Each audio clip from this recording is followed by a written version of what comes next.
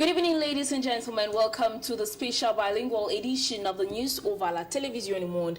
The first part of the news will be in the French language with Priscille Messene. Good evening to you, Priscille. Bonsoir, Belvia Nandité. Bonsoir à tous. Merci de nous retrouver dans cette édition spéciale, le journal télévisé, édition 18h, qui précède le discours du chef de l'État, une adresse à la nation en cette veille de la fête de la jeunesse rendue à sa 55e édition. Et nous ouvrons ce journal par des faits de société au quartier Sikakawa à Douala. Un homme se fait poignarder à mort. Selon certaines indiscrétions, il serait victime d'un crime passionnel. Une scène bien orchestrée par des hommes non identifiés qui ont donc permis la mort de ce jeune homme au quartier Sikakawa à Douala qui a perdu la vie à l'âge de 37 ans. Les récits des faits avec notre reporter Jean-Jamaï. C'est un crime passionnel qui défraie la chronique depuis le vendredi 5 février 2021. Ansem Luko Edimo, 37 ans, a été sauvagement arraché à la vie au quartier Sikakawa à Douala. Il était alors 4h05. Son neveu, Emmanuel Ona, la gorge serrée, revient ici sur les circonstances de ce crime crapuleux. Mon oncle est avec sa copine. Ils sont arrivés depuis 14h, ils sont là dans l'ambiance. Aux environs de 4h, lui décide donc de repartir à la maison avec sa copine. Moi je fais combat avec moi, je ne peux pas bouger puisque je vais voyager pour le village à Bafia là-bas, à Omen. Il me dit ok gars, moi je pars avec ma copine. Je dis gars, allez-y, moi je continue à boire. 5 minutes après, je vois un taxi qui arrive avec mon frère à l'intérieur. Il klaxonne en face. Bon, moi je m'intéresse là, je me dis ok, peut-être il cherche les clients. Oh, c'est mon oncle qui est couché, on l'a d'abord poignardé avec les bandits sur la moto. Ils n'ont rien pris sur la fille. Il klaxonne, je ne m'intéresse pas. Il arrête dans le moteur du véhicule, il traverse, il vient vers là où il y a les bâches du deuil. Il fait comprendre que mes frères, le monsieur avec qui vous étiez tout à l'heure là, vient d'être poignardé, il est dans mon véhicule. Quoi? Nous tous donc on traverse du côté de Sikakawa, en fait en face de Sikakawa. Je vois donc que c'est mon oncle, Edimo Luko, qui est couché, la tête sur les cuisses de la fille, lui le sang baignant de sang. Conduit à l'hôpital de la garnison militaire à Bonanjo, l'infortuné rendra l'âme quelques minutes plus tard. J'étais tellement bouleversé et arrivé là-bas, je demande à la fille qu'est-ce qui s'est passé et elle m'explique que pendant qu'ils étaient en train de marcher, en voulant stopper une moto, t'inquiète pas, c'est pas un souci. Pendant qu'ils sont en train de cheminer, quelqu'un d'autre sort devant. C'est là que mon grand frère a compris qu'il y a danger. Et il cherche donc maintenant à s'arrêter à vouloir stopper une moto. La moto qui stoppe est comprise des deux gars qui sont devant et derrière. Et alors quand la moto là vient, là, c'est la moto qui fait semblant d'agresser la fille. En gentleman, en homme, quand tu es avec une femme, quand on veut l'agresser, il faut que tu interviennes. Le gars donc voulait intervenir en disant à la fille, cours, va appeler les Rouges. C'est moi qu'on appelle Rouges. Va les appeler. La fille dit non, je vais les appeler comment quand je vais te laisser seul. Le temps qu'il est un peu distrait là, les gars ont sorti le poignard et le gars, ils l'ont poignardé au niveau du cœur.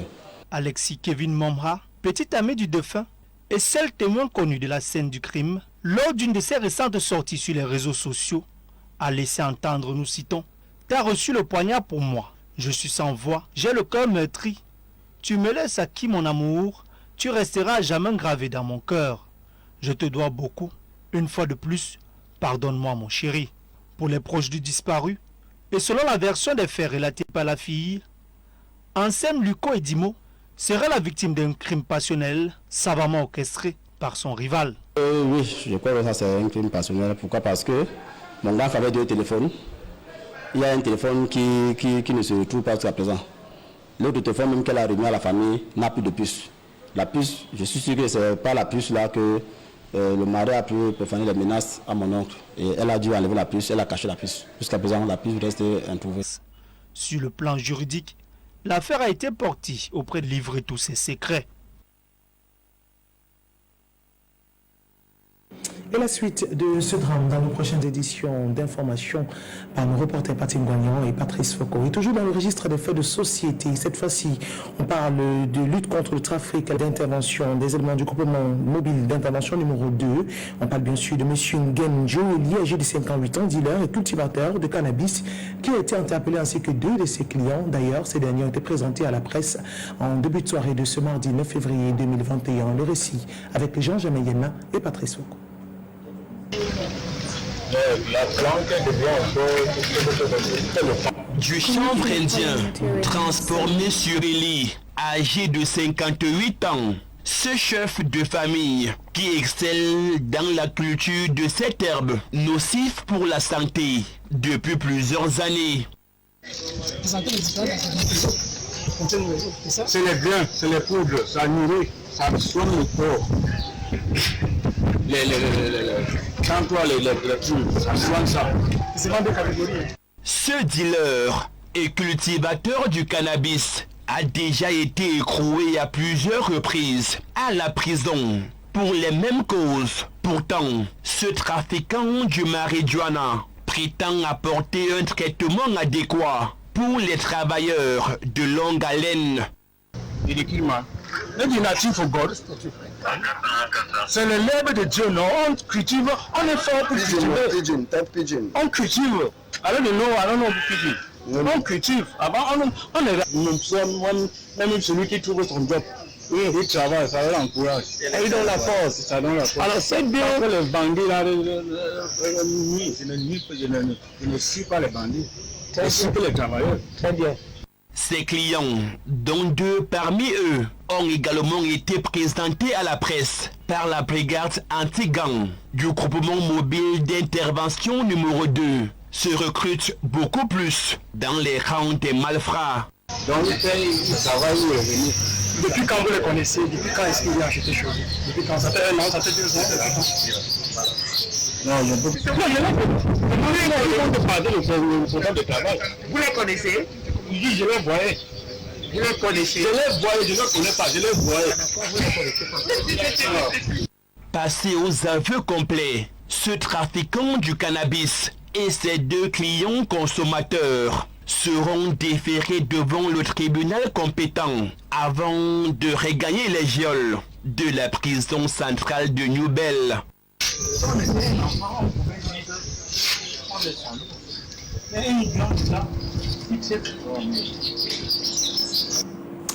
We shall be taking you to the South region of the country as a PhD thesis has been defended in the University of Buea on the theme of the violence which is made against man.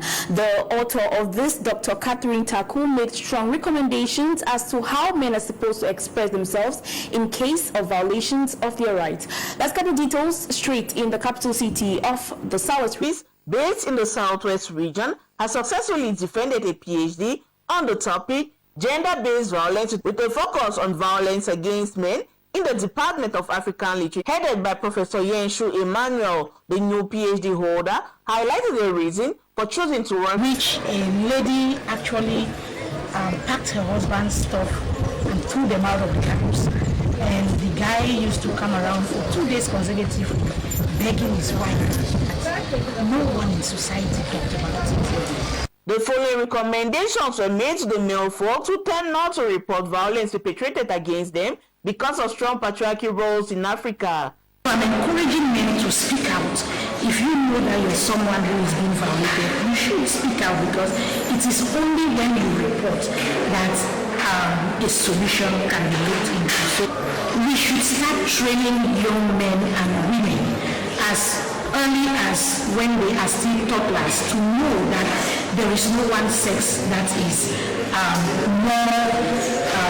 that is greater than another.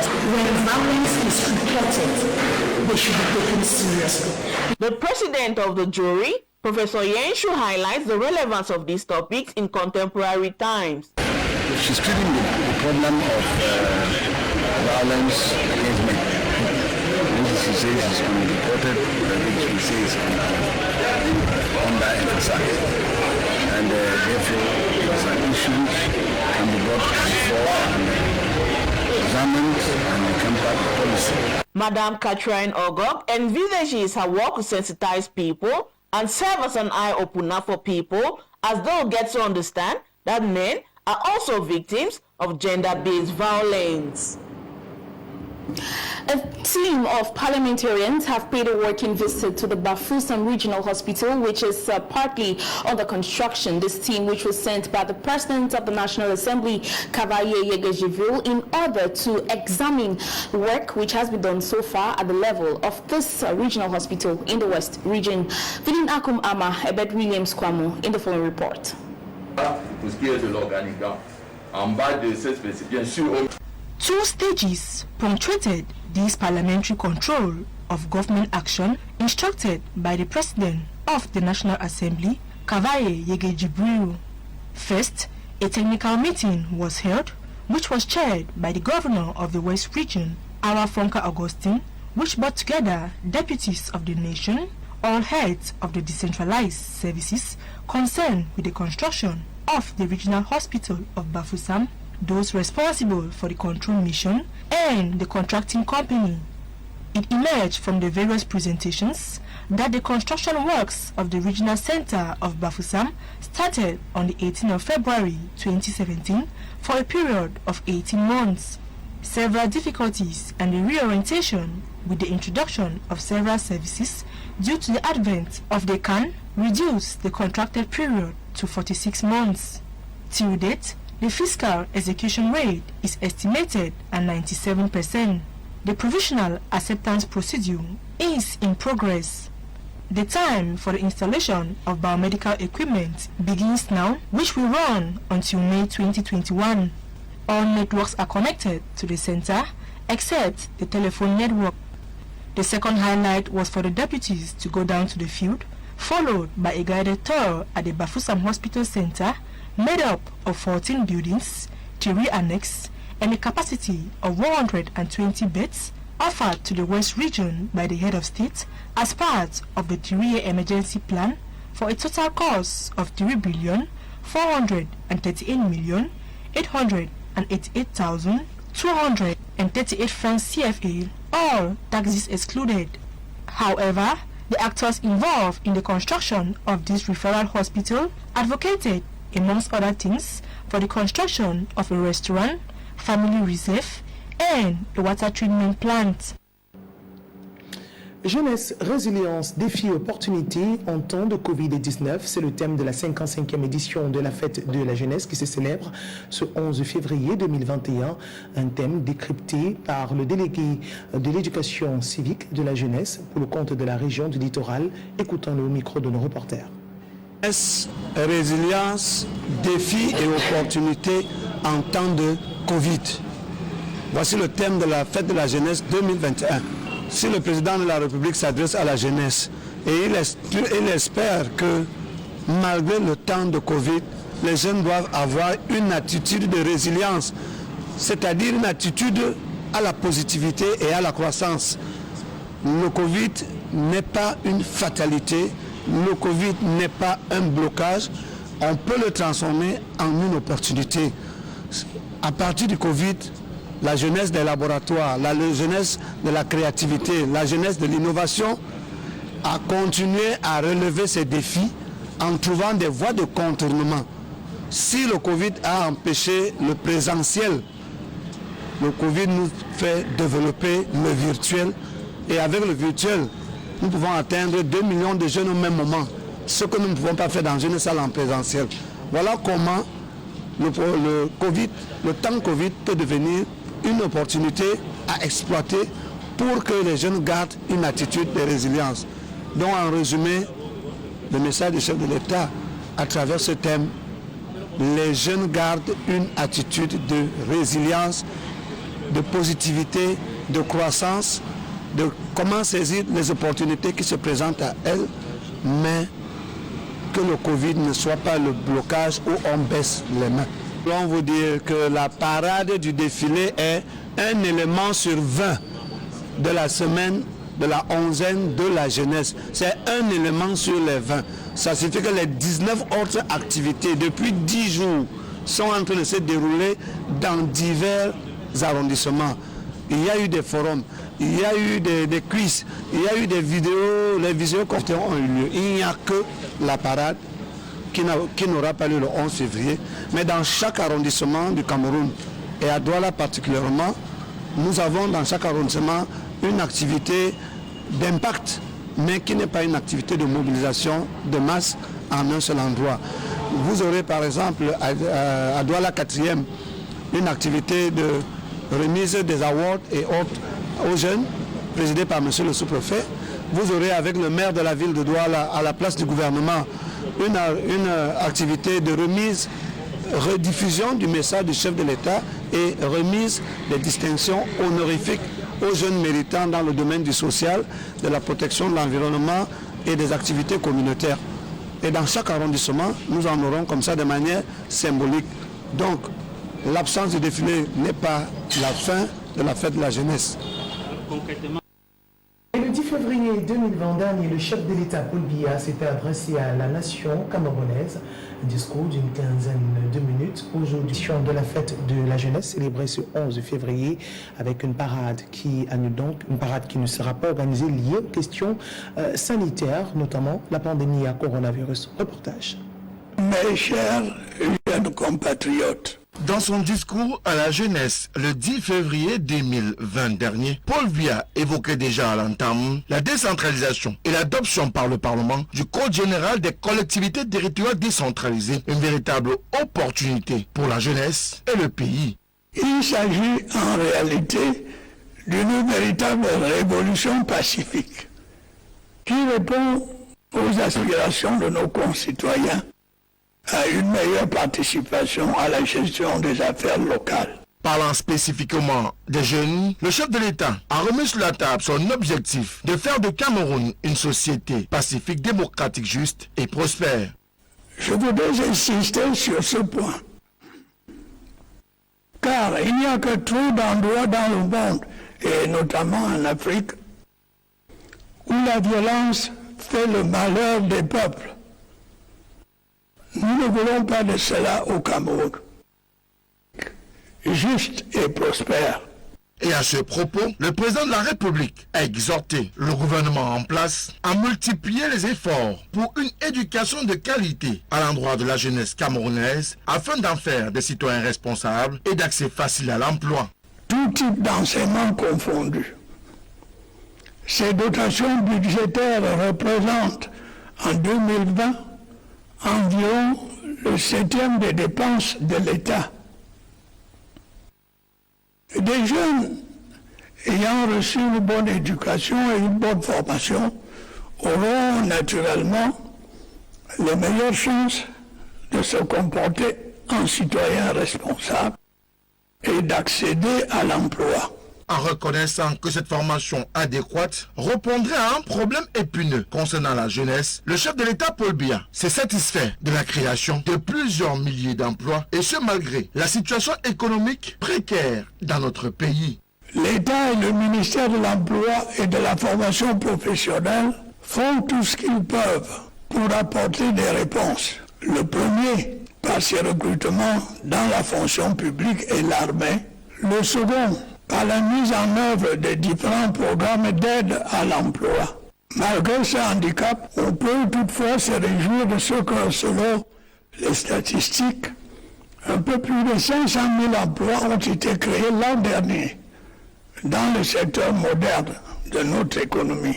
S'agissant de la crise sécuritaire qui prévaut dans les régions du nord-ouest et du sud du Cameroun, et du haut de sa posture de mendiant de la paix, Paul Biya a invité ses jeunes concitoyens à déposer les armes. J'ai saisi également l'occasion de cette fête de la jeunesse pour une fois de plus lancer un appel à nos jeunes compatriotes du nord-ouest et du sud-ouest, ceux qui se sont laissés enrôler dans des bandes désarmées et qui continuent d'entretenir un climat d'insécurité dans ces deux régions doivent déposer les armes, à l'exemple de ceux nombreux qui l'ont déjà fait et qui vivent tranquillement au sein de nos communautés. Je continue de les exhorter à sortir de la brousse et à retrouver leurs autres jeunes concitoyens qui mènent une vie normale au sein de la société. En clôturant son discours à la jeunesse camerounaise le 10 février 2020 dernier, le chef de l'État a interpellé la conscience de tous et de chacun, mais davantage la responsabilité des parents pour ce qui est de l'éducation de la jeunesse au regard des nombreuses dérives observées dans la société aujourd'hui. Ceci en référence au décès tragique du jeune enseignant de mathématiques par son élève au lycée de Colbison à Yaoundé. Cet acte à peine croyable en dit long sur les dérives de nos sociétés modernes. J'en appelle aux parents, aux hommes de religion et aux enseignants pour que grâce à l'éducation qu'ils dispensent, de tels faits ne puissent se reproduire. Je vous demande également de réfléchir à ce qui s'est passé, d'en mesurer la gravité et de prendre l'engagement de ne jamais commettre de tels actes.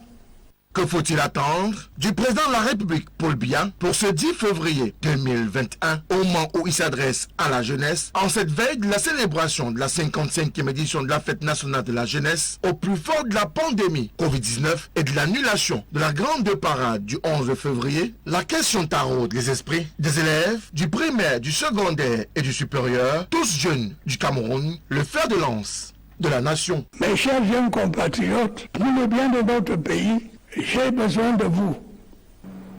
Et comme à l'accoutumée, le chef de l'État, son Excellence Paul Biya, va s'adresser à la jeunesse camerounaise dans quelques heures seulement pour le conduit du discours du 10 février 2021, un discours qui précède la célébration de la 55e édition de la Fête de la jeunesse qui va se célébrer sous tout le triangle national. Il a été donc question pour nous de profiter de cette occasion pour descendre dans les rues de la capitale économique, rencontrer quelques jeunes. Voici les différentes réactions concernant les attentes de ce discours du président de la République, Paul Biya. Moi, en tant que jeune, j'attends à ce que le chef de l'État puisse donner plus d'opportunités aux jeunes et à ce qui concerne la politique, qu'il y ait plus d'implication des jeunes dans la politique, qu'on permette aux jeunes de s'insérer dans la politique, dans l'économie et qu'on crée beaucoup plus d'emplois.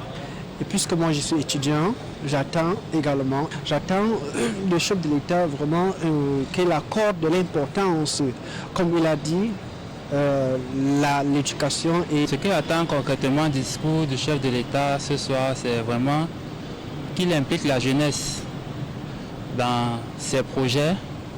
Non seulement ça, qu'on essaye de venir en aide aux jeunes déplacés, parce que beaucoup de jeunes déplacés du nord et du sud-ouest, les zones en guerre du Cameroun, ne se retrouvent pas. Moi, en tant que jeune Camerounais, j'aimerais qu'ils mettent sur pied les différents moyens pour que la jeunesse puisse être mieux écoutée au sein de notre État. Parce que nous remarquons que plus les jeunes ne sont pas écoutés, mieux ils développent des attitudes vraiment pas très nettes. Par exemple, la prise des situations. Which is to be celebrated in Cameroon tomorrow, 11th of February 2021. The young parliamentarians have, for the fourth consecutive time, have expressed all issues concerning them in all the different domains. It was a time for them to table all their complaints to the different members of government. Let's get the details in the following report with Flora Jingla. L'heure est désormais à l'action, car vous avez juste un an pour convaincre et prouver que vous êtes digne d'être des remplaçants dans quelques années des députés seniors comme ceux qui sont actuellement au Parlement. Coming from all the four corners of the country, these young parliamentarians have met in a plenary session for the fourth consecutive year to raise issues concerning their status. There is still much to be done as far as youth entrepreneurship is concerned. Make it a priority for the youth for a better future. The Youth Parliament is a real institutional body for the consultation between public figures and the youths of Cameroon. This platform has enabled the future adults, parliamentarians, to address preoccupations to the government members from all diverse domains such as education, health, economy and politics. Mr. Minister, we don't have health development. Parliamentarians who are trying to put out their different complaints and different grievances to the members of the government. This is in respect to the upcoming National Youth Day, the 55th edition, which will be tomorrow, 11th of February 2021. It should be noted that due to the health crisis of the coronavirus pandemic, the celebration of this year's activities will be quite different, as this year there will be no march past, as it is always a tradition. This was a recent declaration from the head of state, His Excellency President Paul Biya, which makes this particular year very much special, as all barrier measures are supposed to be respected in order to curb the spread of the coronavirus pandemic on Cameroon's territory. Let us now talk something else. The Sub-Secretary General of the United Nations, Victor Kissop, who doubles as the Deputy Executive Director of the United Nations Human Recovery Program, has been in Cameroon since Monday. He was on a working visit together with the staff of the Ministry of Housing and Urban Development in order to discuss on the relative ties between the United Nations and the territory of Cameroon. On a special mission to Cameroon, the Sub-Secretary General of the United Nations, Victor Kissop, had quite a number of activities to carry out on the territory. Meeting with the boss of the Housing and Urban Development sector, Celestine Keita-Cortez, it was an opportunity to work on the Human Recovery Program and strengthen the necessary ties between the two parties. Victor Kissop met and took part in a working session with the entire staff of the Ministry of Urban Development, a conference which necessitated exchanges on the development and amelioration of the urban sector in Cameroon. Victor Kissop, however, congratulated the work done so far and expressed the will to assist the Cameroonian territory. Minister Celestine Keita-Cortez clearly stated out the plans and projects put in place so far, which has ties along with the plans of the head of state, His Excellency President Paul Biya. It will be aimed at polishing and getting rid of urban disorder, a situation which is on top in Cameroon. At the end of this fruitful encounter, it can be concluded that Cameroon has been included in the chapter and work shall commence in less than no time.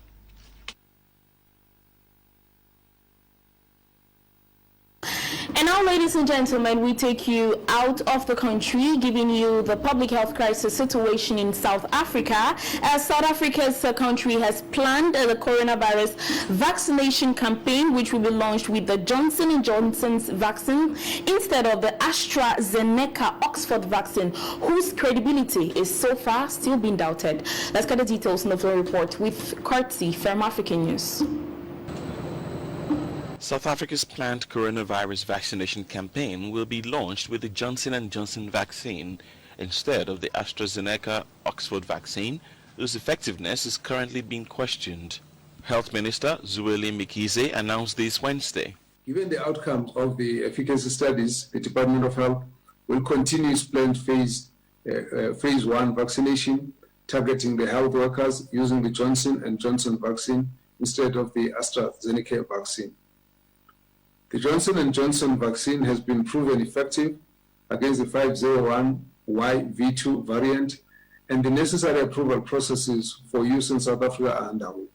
In addition, the country has also secured the doses from Pfizer for phase 1 rollout, so they'll be brought forward earlier than originally planned. Also, our scientists are continuing to evaluate other candidates, and we are simultaneously engaging manufacturers. We are in advanced stages in evaluating and engaging the manufacturers of the Sputnik V candidate. Currently, South Africa, the African country hardest hit by the coronavirus, has ordered 9 million doses of Johnson & Johnson vaccine, with the first small shipment expected next week. The country has been hit by a second wave of coronavirus, largely caused by a local variant known to be much more contagious than the original virus. Since the beginning of the pandemic, South Africa has recorded nearly 1.5 million cases of COVID infections. Et aux États-Unis, la procédure enclenchée contre l'ancien président Donald Trump se poursuit au Congrès américain ce mercredi. Les précisions de France 24. The ayes are 56, the nays are 44. Les pour sont 56, les contre sont 44, les sénateurs ont voté. C'est par ces mots que le second procès en destitution de Donald Trump est déclaré conforme à la Constitution. Ce procès doublement historique de l'ancien président américain se poursuivra donc ce mercredi. Cette première soirée était consacrée à répondre à une question. Est-ce que Donald Trump peut être jugé par le Sénat et éventuellement destitué alors qu'il n'est plus président?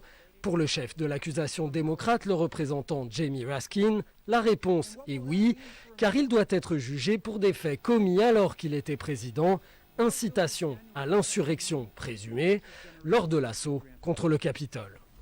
I'll show you. Jamie Raskin appuie son propos en diffusant un montage vidéo qui cherche à prouver que c'est bien Donald Trump qui a incité ses partisans à envahir le Capitole, et il ponctue. You ask what a high crime and misdemeanor is under our Constitution? That's a high crime and misdemeanor. Pour le chef de la défense de Donald Trump, Bruce Castor, s'il y a vraiment un crime de la part de l'ancien président, c'est à une cour civile de le juger, puis il contre-attaque sur le terrain politique. I mean, let's understand why we are really here.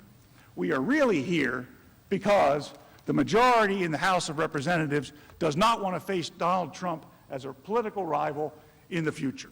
David Chaun, l'autre avocat qui défend l'ex-président, déplore quant à lui le risque de division de la population. C'est la première fois dans l'histoire des États-Unis qu'un président est confronté à un deuxième procès en destitution. La première fois également qu'il sera jugé après avoir quitté ses fonctions. Ladies and gentlemen, this draws the curtains of this edition of the special bilingual edition of the News Oval at Television Monde. At 8 p.m., the head of state, His Excellency President Paul Biya, shall be addressing the entire nation and specifically the youth of Cameroon.